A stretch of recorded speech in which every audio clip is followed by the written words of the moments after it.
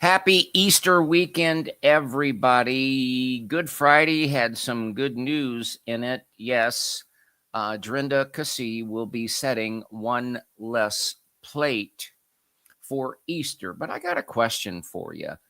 Why was Tom Keesee's house quick claim deeded to mommy and daddy in December of 2023?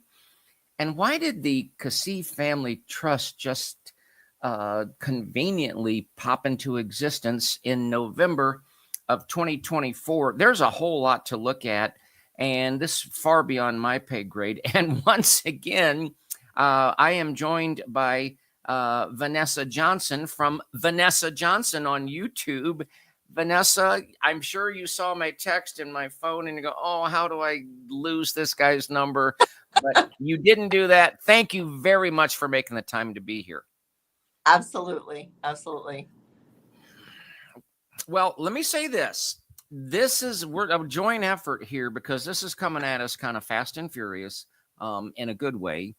And folks, it's not that we celebrate the heartbreak that Drenda's going through or Gary's going through. We celebrate for maybe a crack at some justice for some victims. Right, Vanessa? That's what this is about.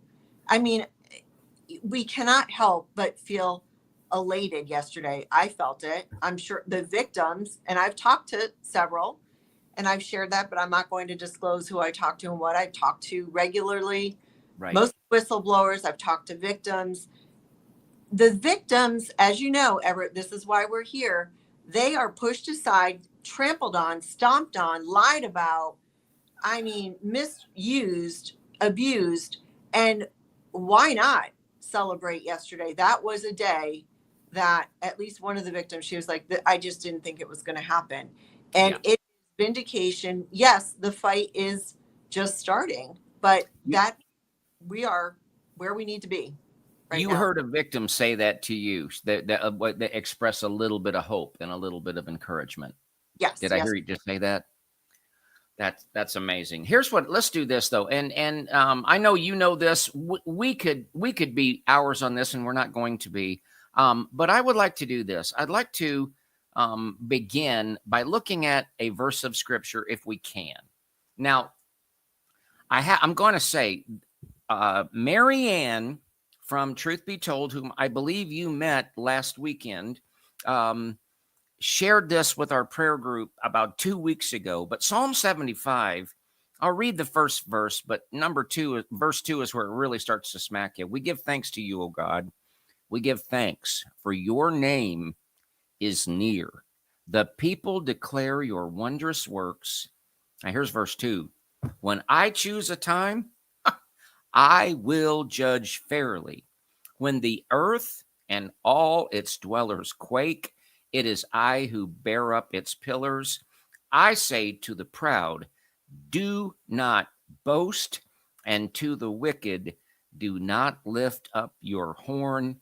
Do not lift up your horn against heaven or speak with an outstretched neck. Vanessa, you have any reaction to that? Wow. Isn't that what we see Drenda doing? Is it? Perhaps? Did you see that statement that they issued? I think it was Gary Keesee who officially, but it's a smack in the face. But what do we expect? I mean, obviously they're not going to come forward. They could care less about their children. They'll throw them under the bus. And we saw that with Kirsten. Yeah, instead of just why don't you just not say anything? But they can't help themselves. You know, you and I talked about that with Patricia King. They cannot help themselves. Now, I get it. You know, perhaps it's their attorney that's telling, well, you have to issue a statement. This is the way you should do it. Perhaps, is there a better way? Yeah, there could be. The most hurtful, I think, is to their own daughter right now. That is, obviously, it's a slap in the face to victims, to whistleblowers, and but mostly to their daughter. Oh my. I completely agree. I'm gonna, since we know Pastor Valerie, I'm gonna read part of something she sent me along with this. She did a program with Mary Ann last night, lifting up Drenda Keesee's supposed word from God to marry a divorced man will fall out unto Joni, who has been covering up and hindering the police investigation of her own granddaughter, CSA, in her own backyard. This will bring shame and lack of credibility to Joni's book, Through the Storm, and her quick unscriptural marriage to a divorced man, Doug Weiss, who said Jesus died for us to have good sex. I'll just say, Vanessa, isn't it kind of weird how these people are so connected? Yeah. Brenda Keesee is one of the ones that had a word that Joni ought to do, and now Joni's not out of the woods. Anyway, do you have any comment to Pastor Valerie's remarks there? I'm glad you brought that up because Pastor Valerie asked me about that, about charging Joni when we were all together last week. And I totally forgot about that. And I'm glad, and I'll address it here. Hopefully she'll watch. Yeah. So we all know that the perpetrator of Baby Lamb has not been formally identified. So similarly, there cannot be a charge against Joni for covering up the crime, right? We know that she did. She's covering it up. We know what she did. But technically, if it's being investigated by the Colleyville police, I would suspect, this is just my story, what I suspect, because there hasn't been a formal designation of the person, because you need the identification of the person. We know that there's a crime, but because of that, you would need that in order to also charge her. Now, very similar, we've got Brenda and Gary and Alicia, their daughter-in-law. There are credible accusations that they've covered up the essay against multiple people. I've talked to people, I don't know if you have, I've talked to people that know firsthand that at least Brenda and Alicia knew about SA. We know that Joni, we know that from Jonathan and Susie, that Joni knew that as well from what their daughter said. So yeah, there are similarities. They're both in the same, they're part of each other. Brenda and Gary still have their show on Daystar. It's the same thing. We can't make this stuff up. We don't need to make anything up, right? God is doing this. And just like you said, he's going to do this all. He's orchestrating it, and he is going to bring down the prideful. He's going to bring down the unrighteous. He's going to bring down those abusers. That's what I see. Yeah. And this, I want to talk about outstretched neck. Woo! I tell you, that really hit me. And Vanessa, I was very remiss. Is that the word? The episode, just the last episode I did. I just assume everybody knows everybody and knows everything about everybody. But could you take just a moment? There's going to be people that see this program and they're not familiar with you. Right. They're not familiar with your law career. Could you just kind of bring us up to speed with how you're in home territory on these kind of subjects? Yeah, I forgot about that. I usually try to do that. So I am an attorney. If obviously this is your audience, it'll be some of mine, but I am an attorney. I am in Florida. I took 3 different bar exams. My husband likes to say, "Oh, she took 3 bar exams," as if I failed twice. Okay. I took 3 different bar exams. So I graduated from law school in 1998 in Arkansas. I practiced in Arkansas for a year, so I took the bar there. I was a public defender there, so I started out in the criminal arena, and then I moved to Michigan because I had a boyfriend that he had to move up there. He was living with me.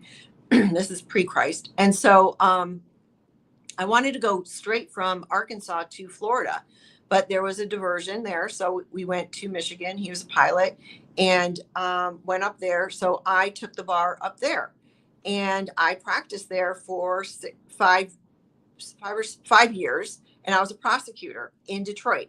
I ended up becoming specialized in sex crimes against children. I actually, while I was still there, I went through the 2-week program at the National Advocacy Center in Columbia, South Carolina, and I was certified as a career prosecutor. I thought that I was going to continue doing that. Then when we broke up, so then I moved to Florida.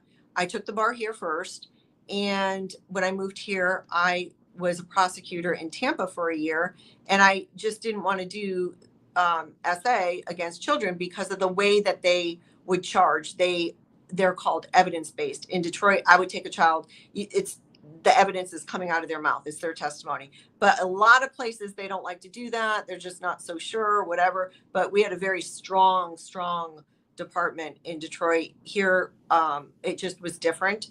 And so I went into just major felonies. And so I practiced for a while there.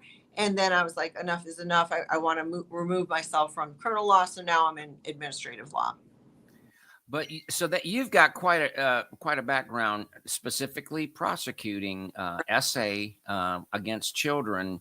And just real quick, did I hear you say on one program that like your colleagues that weren't in your department, but other people on the prosecutor's office, you were kind of in a little different category, or what? Yeah, when you're in a big, it's a major city. When you're in a big city, you just get all kinds of people, and there's various departments. There's a couple of programs. If you ever watched SVU, Law and Order SVU, I don't know if you did. So that's focusing on the detectives, and it's funny because they would remark that too and say, "Oh yeah, other detectives look at us funny." Well, we had the same thing too, because they were like, "How can you do this all the time?" I mean, we're doing it day in and day out. And yes, it's difficult, and people didn't want to do it. So I would just say, why don't you just thank me that I'm in this unit so you don't have to, but yeah, no, we had a great unit. We had a great office, quite honestly. Everybody was so good. All the attorneys there are so good. Awesome. I know that I've got a little bit of media. I'm just going to click through some stuff. So thank you. Most everybody has seen this. Do you want to? And there was a comment. Shane Winnings did do an episode on this. Oh, Vanessa, let me say this. Folks, I didn't do an episode of this last night. I've been waiting on for 9 months. This is the Kenneth Copeland survivor. I'm having trouble here. Sorry? Wait, I lost you for a second. Can you hear me? Yeah, I can now. Okay, really low. My voice is? If you could type into the comments, folks, if you can hear okay. You can hear me now okay? I can hear you better. It's getting better. Okay, go ahead. You were saying for 9 months you were working on something about Ken Copeland. We recorded, had a scheduled interview last week that'll air soon, and it's very, very, very, very good.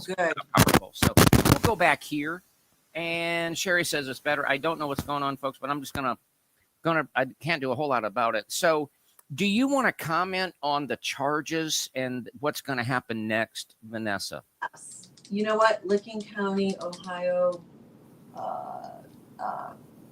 arrest. I want to see what's most active, because yesterday he was in, let me see where he is. Let me just do it real quick if you don't mind. 04/18.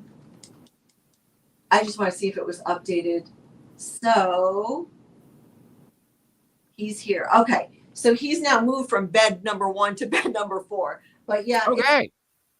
Okay. So his charge is the R word, and it's a victim under the age of 13. Okay. So that is a crime that's punishable by up to life, and it's without the possibility of parole. So, I did see Shane's, he was talking about it. And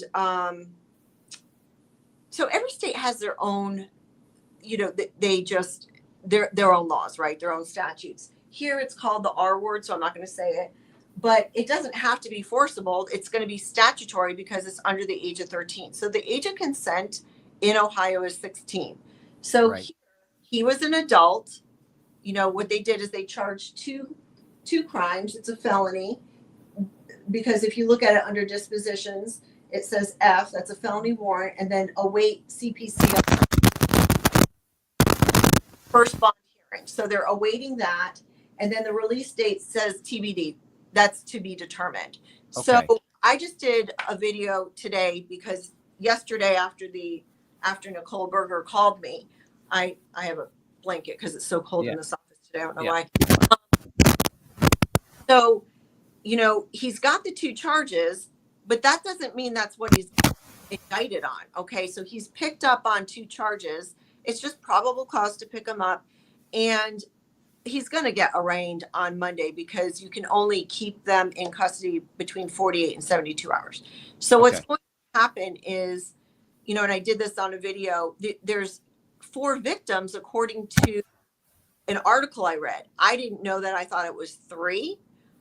I believe, based upon the article, because I don't know everything, right? But Right. based on the article, it seems to me that the charges that are against his sister are when he was under the age of 16 as well. So that means that he would be charged as a juvenile. So if they do choose, and that coming on that they, I don't know if they're going to charge him as an adult and use the other 3 and not her, or if they're even going to include him and charge him as a juvenile. I don't know, but that was interesting to me. There's another thing that's interesting to me if you want me to bring it up. No, go ahead and bring it up. Bring it Okay. up. So in the article that I read, and it was by Chris Pugh, P-U-G-H, it was yesterday. Yeah. It said that the grand jury will convene on Monday. Okay. And it said Knox County. That doesn't make any sense to me. This was investigated by Licking County.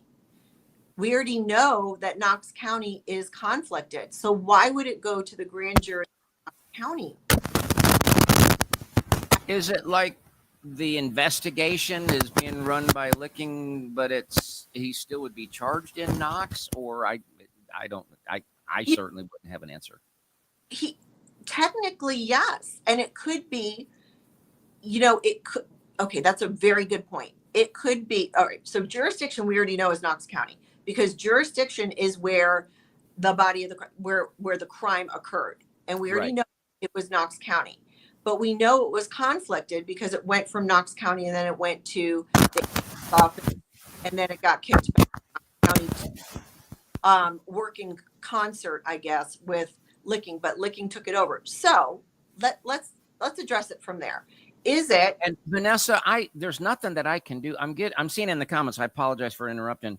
People are saying static. So talk real strong into whatever microphone you're. I don't know. That's the only thing that I can think of. That's why I'm hovering this mic right here. I don't know what's going on. YouTube is usually good to us, and StreamYard's usually good. Who knows what's going on? Lord, you know what to do. Get rid of that static, Lord, in Jesus' name. Is that?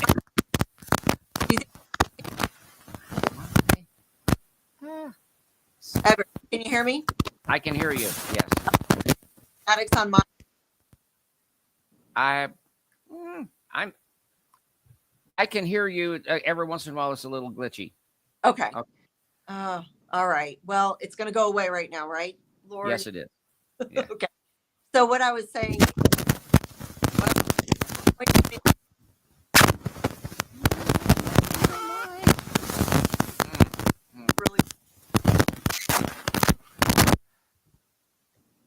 We're having trouble with your mic. Is it mine? Yeah. Oh my. Let me think here. Okay. All right. Let me get close. All right. Maybe that will do it. I don't know. All right. So what I want to say is if it goes back to Knox County and then they do the grand jury there and then they decide, hey, we're conflicted. And then the prosecution has to formally kick it over to somebody else, a conflict-free office. Maybe that's what they'll do. I don't know, but that's a possibility. I just thought it was strange seeing that it was Knox County when I knew they were conflicted. Right. I gotcha. But he's going in front of a grand jury on Monday. He doesn't. He doesn't. Right. When is the earliest that he could be possibly bonded out? Monday after they're done. Because what will happen is once the grand jury hears the information, and by the way, it's going to come in the form of testimony through the investigators. So hearsay is allowed. The rules of evidence doesn't apply. So they don't need the victims to come in and say, this happened to me, this happened to me. It's all going to come through the investigation that the investigator did. And then the grand jury is 9 members. 7 of them have to be unanimous. More likely than not, I believe that they're going to have enough information to indict on whatever counts it is that they bring before the assembly. I gotcha. Yeah. I want to bring up this slide, and I'm just gonna and I want to say to the audience, there's nothing smoking gun here. It's just really curious. We will come back to this. What we're looking at, Vanessa, this is a quit claim deed, and it's dated the 12th of December of 2023. And all it does is that Gary T. Keesee Jr., so that's Tom Keesee, and Alexis, that's his wife, husband and wife, for valuable consideration, they grant their house for to 6040 Sharp Road, which is the address of the Keesees business. I'm just throwing out there as like, what's going on? And then just to keep moving here, there's the, the notary on it. Then if you keep going, you find out that in the 4th day of November of 2024, I was like 4 months ago, less than 6 months ago, the Keesees open up this Keesee Family Trust. And I'm just asking, Vanessa, does it look like they were maybe anticipating some kind of disaster coming their way, and this is maybe a paper entity way of trying to deal with that? Or is that reading too much into something? No, something's up. There is something that is up. I had to open it up here because I can't see it on there, and I printed one of them out. So the quit claim deed, that's December 12th, 2023. And yeah, Gary, Tom Keesee and his wife is quit claiming property, right? Yeah. And it's the exhibit. So exhibit A. It is so strange that they would be doing that. Why? And then, I don't do that area of law, but I wonder, is this property paid off? That would seem to be the only way to quit claim it, right? And then why do you have a trust just really a month before the fan gets hit? What's that? A month before the fan gets hit. Yes, before the fan. Exactly. A month. It's curious. Yes, well, it is. I wanted to bring that up, and then because it sounds like our sound is better, but it might be. I wanted to do this. I wanted to just play something that is really bizarre and get your reaction to it. Brother John Elving, back when this first came out, was able to capture a video that was posted by Gary Keesee Sr. He's talking to his kids. I'm going to just ask you to react to it. Now, Gary Keesee then took it down. So I was able to find, and Shane Winnings, I want to give shout out to Shane, mentioned this, but I found it on Brother John Elving's channel.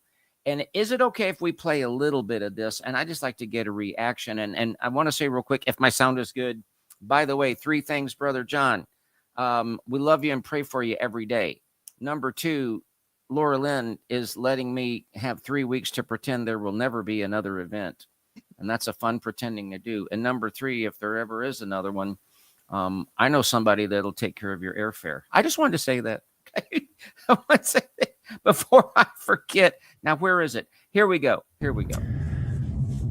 I just want to take a moment and talk to my 5 children, the congregation, the church here at Faith Life.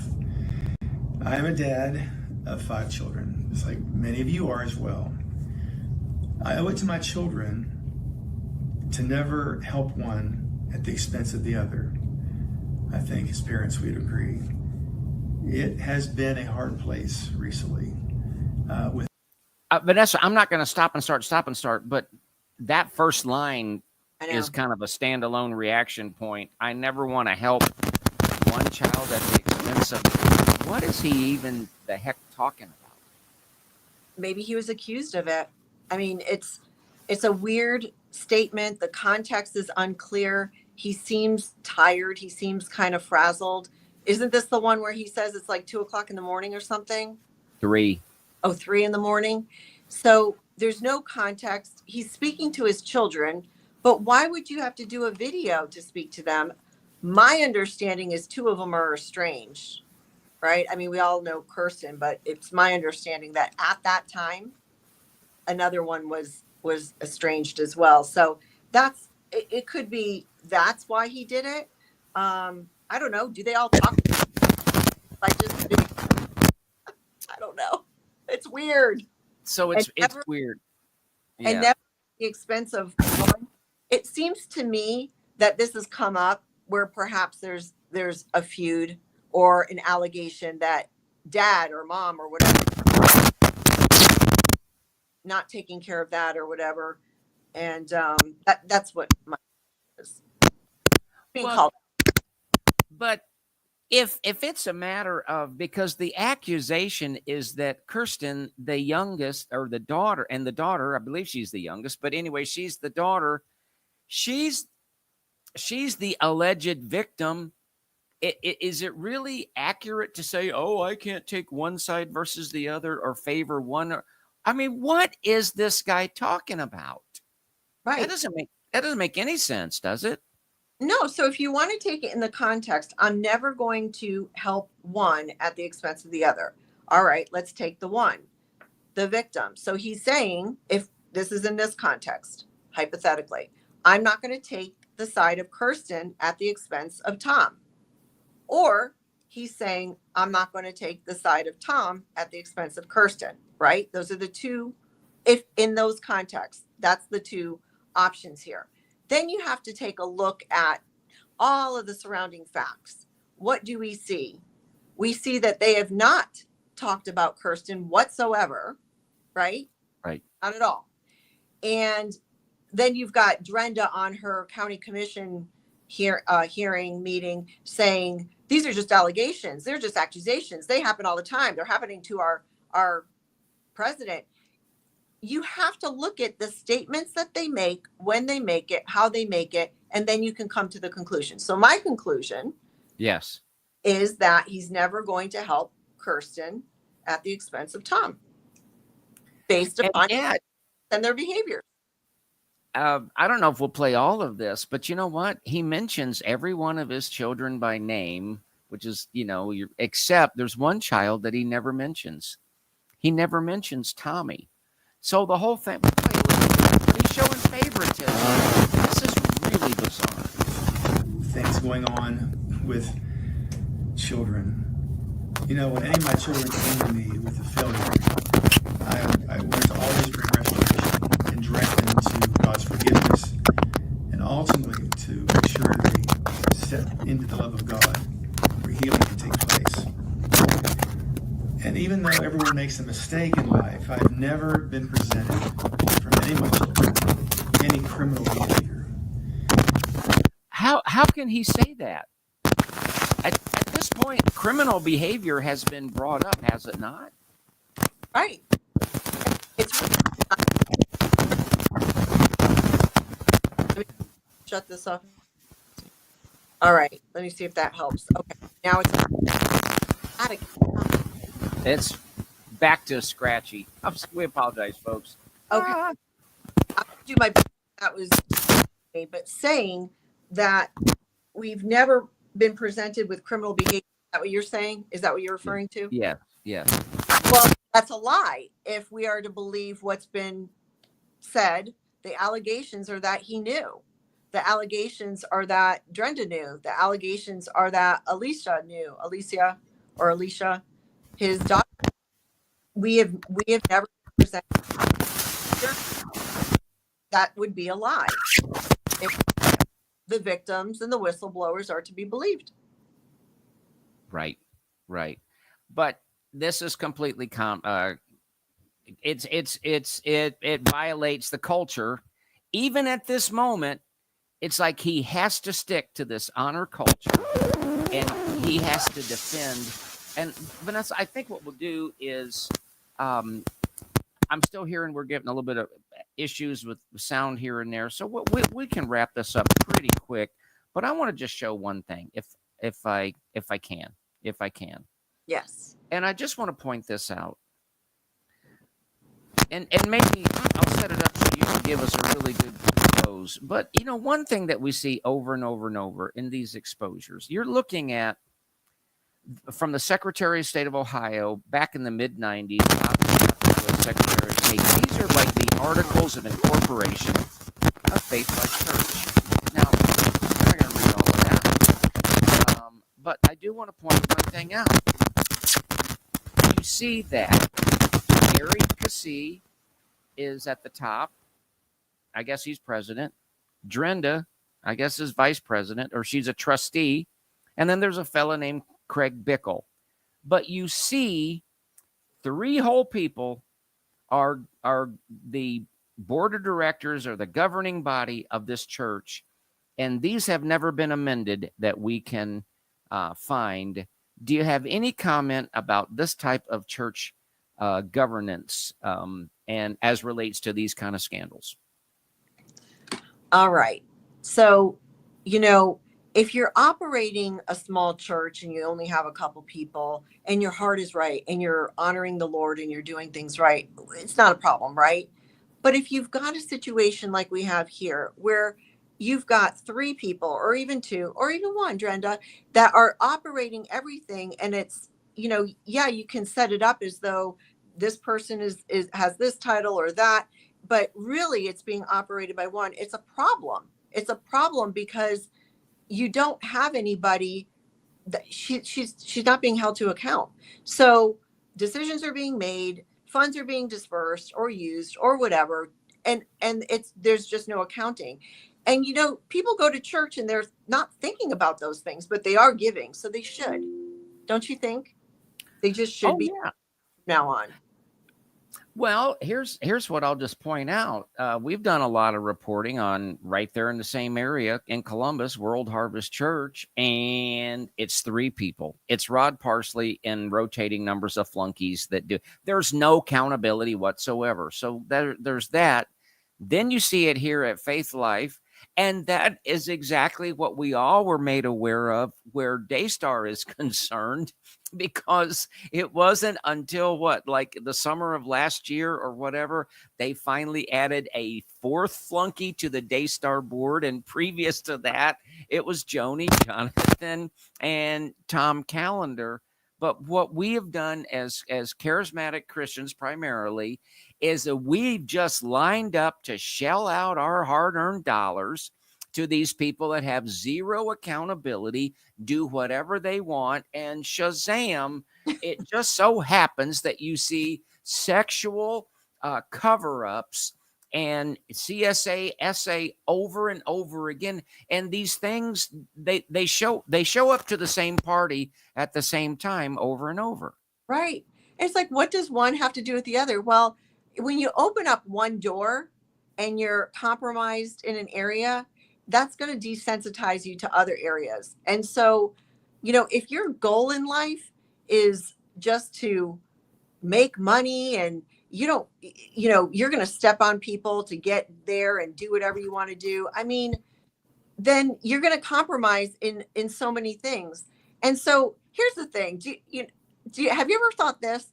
Do you think and this is just a hypothetical, do you think they really care that their son has been accused of this stuff? Or do you think that what they're more concerned with is their reputation? Don't even have to think about it. Don't even have to think about it. No, they're not. It's okay. And here I'm going to it's like I'm going to go down the road to World Harvest. It's like a 25-30 minute road. And it's just out there. This is just a fact. You have Rod Parsley, that his daughter is a train wreck, is a mess, is sleeping around with women and men, married men and it's a common open see. Everybody knows it. He doesn't care about her. He does not care about her. He wants her to be his minion, a word I learned from you, by the way, a minion. And never said, hun, listen, forget the ministry. That's not the issue. What the issue is how you're doing. Are you well? Are you healthy? Are you whole? Are you right with the Lord? That's what matters to me as a no. So no. So when I see this at Faith Life, it's the same spirit. Yeah. They love this kid maybe in a strange, twisted way, but do they want what's best for him as compared to what looks the best? Go back to his statement that he made when this all broke out. You could probably quote it. He said, "There's no one currently." What did he say? Currently investigated or currently involved in any kind of accusation, something like that. But yeah, we all know it. Currently, he of course. I mean, we already know that they're being counseled, but yeah, I mean, it's so obvious that, and I say that because is there any glimmer of any semblance of a love that you really are concerned? Because I'm thinking about it in the context right now. What we have in front of us is the criminal charges. So Yes. I think I'm like, all right, are they going to make him sell his house and all his stuff so that he can, he's going to have to retain attorneys?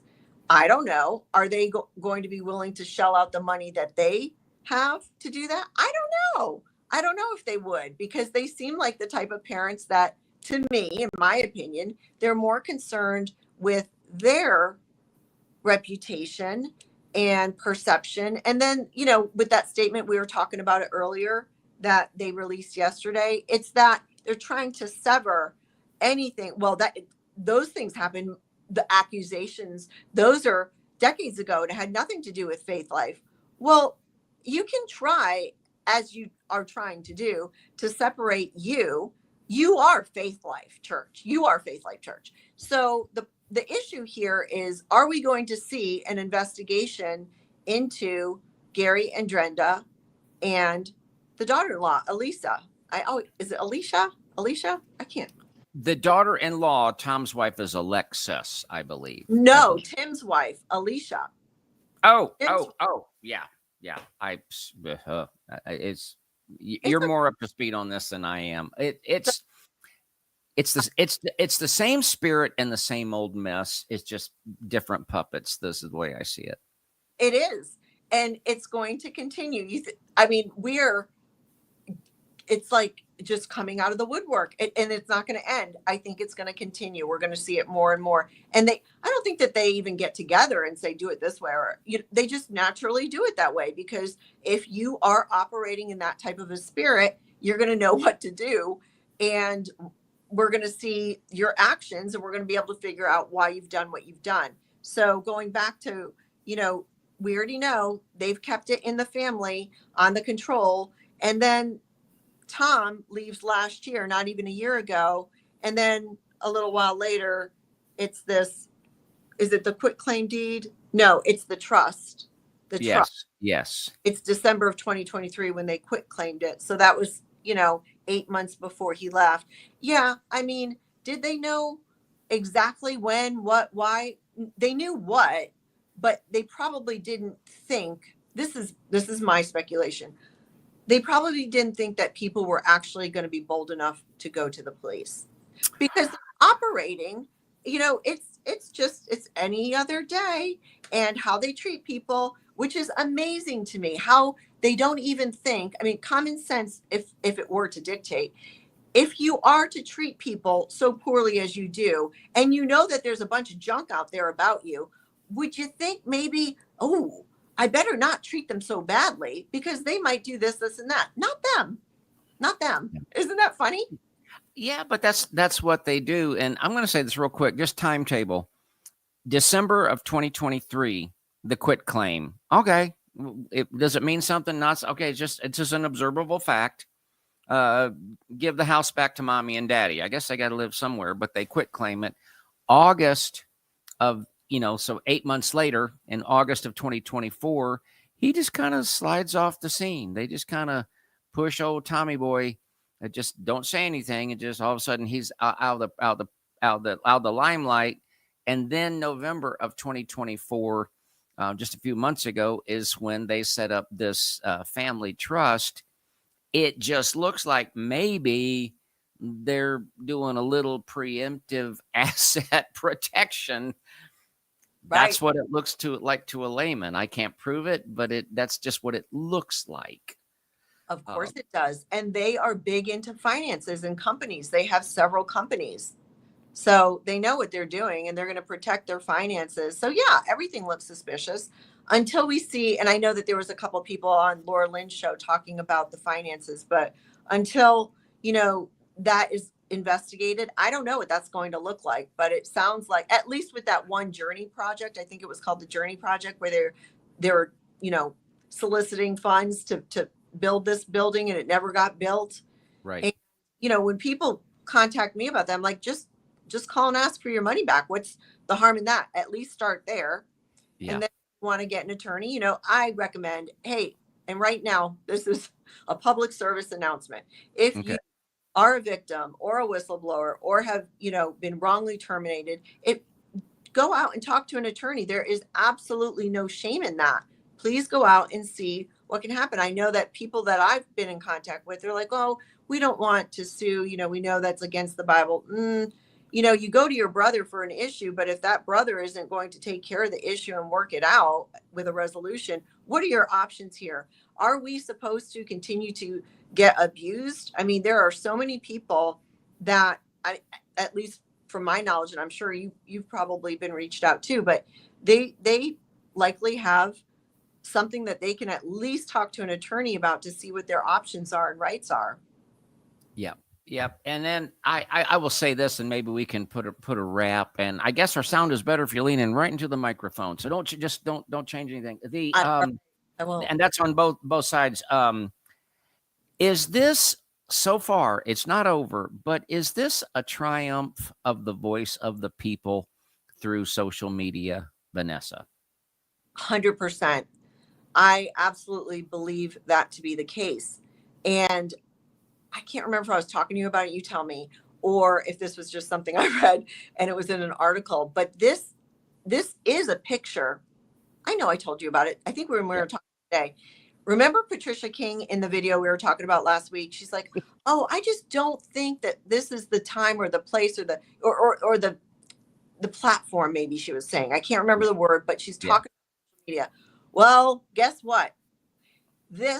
What just happened with the arrest yesterday is a picture of what social media can do and how it needs to work. Because I say this all the time, you can use vehicles for good and for bad. You can use a telephone, I'm looking at my telephone. It can be good, you reach out people. You could take the receiver and you can knock somebody on the head. That's a bad, I'm just using it just for a basic analogy, an example. And so with social media, that is what kicked it back from the AG's office where he was sitting on it. I mean, you can't deny that he was just sitting on it until, somebody called him out and said, what are you doing here? And then it goes back to Knox. And then that was the first week of November. So it was literally 2.5 months ago that it was sent over, or even just 2 months, it was sent over to Licking County. So is that a long time? Yeah, it kind of is. But if you're talking about there's 50 instances here, 100 here, there's multiple victims and we need corroboration. Okay, fair enough. We are through that. This is a victory. Absolutely. Let's see what happens on Monday, because that's where we are going to get the indictment. So the charges are in the indictment. The indictment's going to contain the information of what charges against who and the timeframes.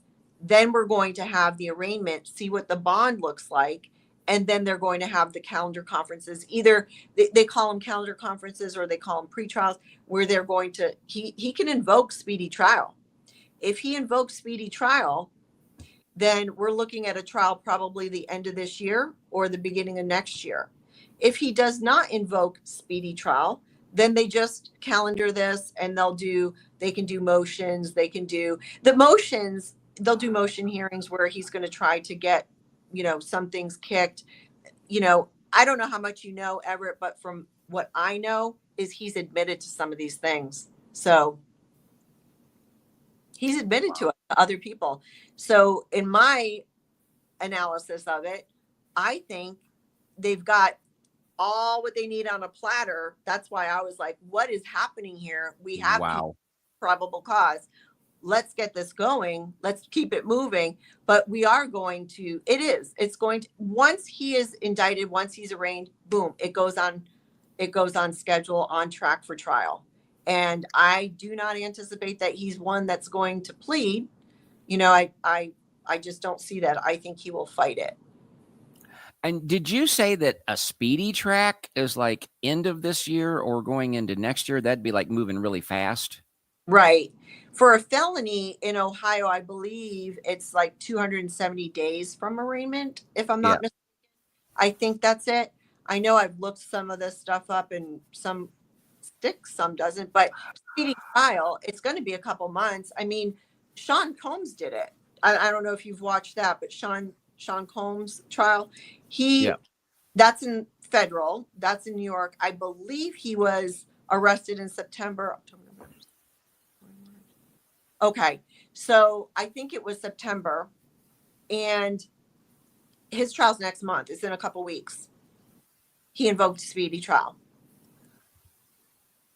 My goodness, I'm sorry. I'm just kind of thinking and processing out loud here, but we read that scripture about an obstinate and outstretched neck. And I am not suggesting that if somebody has committed a crime, there shouldn't be a consequence. But if there had been like a move to make things right instead of fighting and trying to make things go away, here's what I'm getting at, Vanessa. What, speedy trial or not, Gary and Drenda have got that millstone tied around their neck right now. How many people are they going to have in their morning service tomorrow? Or tonight? I think it's tonight. They have service, because I was talking to somebody and we were talking about that. And I was like, send me the link. I want to see what it looks like. I don't know. But you know what? With everything, there's diehards that stick with them. It's in every area of life, right? I mean, think about Charles Manson, the worst guy, you know. I mean, Parsley's doing it. I mean, when I was there, and he had 500 people there, and they got the cameras always positioned to make it look like it's a big something happening. So I guess so. But this, so it looks like at the best case scenario, you're trudging it out with a few diehards for a long. The bloom is off the rose, isn't it? I mean, is there any real coming back from this? I don't think so. So I'm curious, just to ask you a question with Rod Parsley. How long has it been that it's been so diminished? How long has it? Well, it's been on a sharp decline for a long time, but in 2020 with the George Floyd thing, he said some stuff that really sealed his fate, and they haven't been able to climb out of that. That's I know that. Okay. So since then, okay. Well, if there's something else, think about it like you're just like taking a chip away, like in our world, we have so much work. We're like, okay, we have to take one bite of that elephant at a time. It could be that for ones that are really, really big and really established, and people are just like diehards. I don't know what it looks like for Faith Life Church. I mean, based upon the volume of people that I see here and talk to, and they all say it's huge. Now, when you see the video, because I'm sure you've seen it, of their services, there's hardly anyone there. And that's in a very short amount of time, right? Now we've got the arrest. And then on Monday, be a press conference with the indictment. So I think it's going to look different next week. Maybe not this weekend. Maybe people are there to, they're sympathizing with them. I don't know. But I think it's going to affect them. There's no way. My goodness. Well, I think we've kind of covered it. The only other thing I'd like to do is maybe 30 seconds of this guy. You probably know him, and I'll ask you. Eric Venin was a member of Faith Life Church for 4 years and ultimately decided to leave around 2019. As a father who took his kids to this church, he's feeling a range of emotions after hearing that Gary Thomas Keesee Jr. was arrested at his home in Johnstown Friday. Keesee charged with 2 counts of rape. Both are felonies. According to court documents, there are a total of 3 alleged victims, all who were under the age of 13. The first reports of abuse happened when Keesee himself was between 12 and 14 years old. Keesee is a former leader at Faith Life Church and the son of lead pastors Gary and Brenda Keesee. He was presented as a rock star at this church. He was put in a position where he would have access to young ladies, and you see what happens. And unfortunately, unless real transparency and accountability happens, I think this church needs to shut down. The church's attorney sharing a statement. That's what I wanted to play, and I'm really bad at like closing and not closing, Vanessa, but you heard Eric Venon say he thinks this church need to close down. I'll just ask you this, and this will be, I will let us go move on with this. Is this a shot heard around the Christian world? Is this a declaration to the powers that be? I think so. I'm glad it was Eric, first of all, that they interviewed, because he's just such a great guy. Yeah. So yes, I do. And he's right. It should be. These are the people, they represent the body of Christ that were there at various times. They've all experienced one thing or another. And at the end of the day, when you bring it all together, this should not be a church that remains in operation because of all the stuff they've done, because of the abuse, because of the cover up. There's financial stuff that has to be investigated. This is not a place that's safe for children. It's not safe for even employees, because they get mistreated. It's not a place. Not only that, they're proclaiming to be a church. Well, it's just in direct contradiction to the Bible. How can you operate in this manner and claim to be a church? Why would anybody want to go there? Subject yourself to that. I don't think that they're going to come back from it. They can rebrand, like a lot of them do. We see that happen. I don't know. Will Jesse Duplantis pull out of this event they have coming up in about a week or so? Boy, do I wish I knew. I don't know. Maybe he's got a contract that he gets paid either way. Let me just share this, because you brought up Jesse Duplantis. So a couple of the whistleblowers, there is, and I'm not going to name names, but Brenda told somebody that worked for her to buy Jesse Duplantis a firearm and put it under this person's name. All right. I don't know if you know this, but that's a straw purchase, and that's illegal. You can't do that. Now, there's a defense if you're buying it for a gift, but there's a form at the federal firearm licensee. It's a form that you have to fill out. And she told this person, Brenda told this person to say it was for that person. That's a crime. I wonder if Brenda knew that, and that's why she didn't go and do it. Isn't that ridiculous? She told a person. Luckily, this person didn't do it, because I told this person, I go, that's a felony. And in Ohio, it's up to 9 years to 3 years that you can get in prison, not jail. In Florida, because I used to teach on this in Florida for, weapons violations and justifiable use of force. In Florida, it's up to 15 years if you are found to have violated the statute, the straw man purchase. It's insane. Well, but if Jesse could get work release just for the weekends, he could fly the private jet to the different conferences, and it'd be inconvenient, but he could make it. It just never stops. Vanessa, how do people find you on YouTube? At Vanessa. I am closing. I really am. Okay. Just at Vanessa Johnson. It's just no spaces. Vanessa Johnson. Oh, wait, no. At Vanessa Johnson Attorney. Sorry. Vanessa Johnson Attorney. Yes. Okay. I added the attorney there. So, because there's so many Vanessa Johnsons on there, apparently. I feel like it was, if I won't say prophetic, although I could, I'll say, I believe it was very providential that this news happened on Good Friday. It's an encouragement to the victims, and it speaks to victims that have been quiet all over the country, all over different kind of situations. And it speaks to perpetrators. Oh man, we haven't even gone through the PPPs. Is Gary Keesee the president of the Pentecostal Perpetrators Protection Plan? I don't know, but they're not having the kind of Easter they were planning on. I don't think, Vanessa. I don't think they planned on this. and there's one less place to sit at the Easter table, right? That's true. All Very right. true. Everett. And you know what? We might want to do something next week too, based upon what happens on Monday, if you want. If you would come back, I mean, I appreciate it. I don't want people to say, oh, they see a number like that. But here's the thing. Oh gosh, I'm trying to let you move on, and everybody that's hung with us, thank you so much. But this is such a victory. This is such a victory for the people.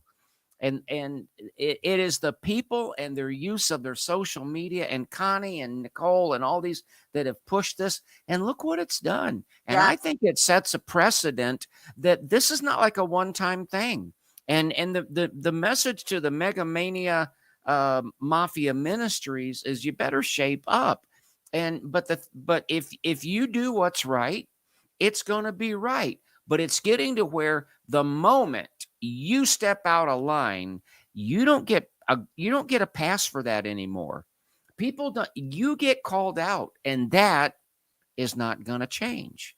It's not going to go away. That's right. Amen. So we ain't going away. All right. I appreciate it.